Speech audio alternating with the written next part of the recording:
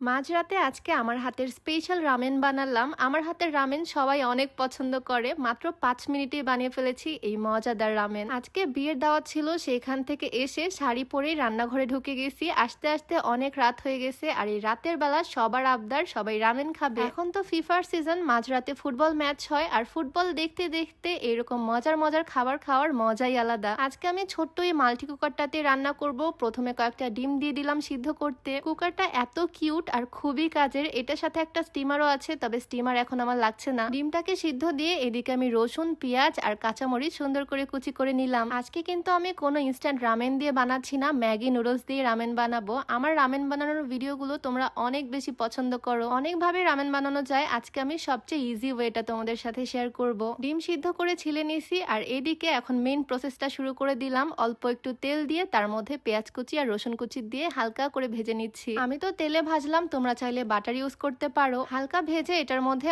অনেকগুলো পানি দিয়ে দিলাম। আর এখানে নুডলসের প্যাকেটগুলো থেকে মশলার প্যাকেট বের করে নিলাম। এই নুডলসের মশলার প্যাকেট থেকে এখন এই মশলাগুলো দিয়ে দিব পানিতে। প্রত্যেকটা নুডলসের সাথে এরকম মশলা তো ফ্রি পাওয়া যায়, এই মশলাটাই মেইনলি পানির মধ্যে দিয়ে দিচ্ছি। লবণের পরিমাণ একদম সামান্য দিচ্ছি, কারণ নুডলসের মশলার প্যাকেটে লবণ অলরেডি দেওয়াই থাকে। এর মধ্যে এখন নুডলসের প্যাকেট থেকে নুডলস গুলো ভেঙে ভেঙে অ্যাড করে দিচ্ছি। এই রামেনটা বানানো কি যে সহজ, ৫ থেকে ১০ মিনিট সময় লাগে, আর খুবই মজাদার ইনস্ট্যান্ট রামেন রেডি হয়ে যায়। প্রথমে ভাবছিলাম ৪টা দিব, বাট পরে ৫টা নুডলসের প্যাকেট এখানে অ্যাড করছি। ছোট্ট এই কুকারে কতগুলো নুডলস রান্না করতেছি। এর মধ্যে অনেকটা চিলি ফ্লেক্স দিলাম, যেহেতু রামেন একটু ঝাল ঝাল হলে ভালো লাগবে। এরপরে আমি অল্প একটু সয়া সস অ্যাড করলাম, আর অল্প গোলমরিচের গুঁড়ো অ্যাড করলাম, আর তারপর দিচ্ছি টমেটো সস। এই তো আমার রামেন কিন্তু একদম রেডি।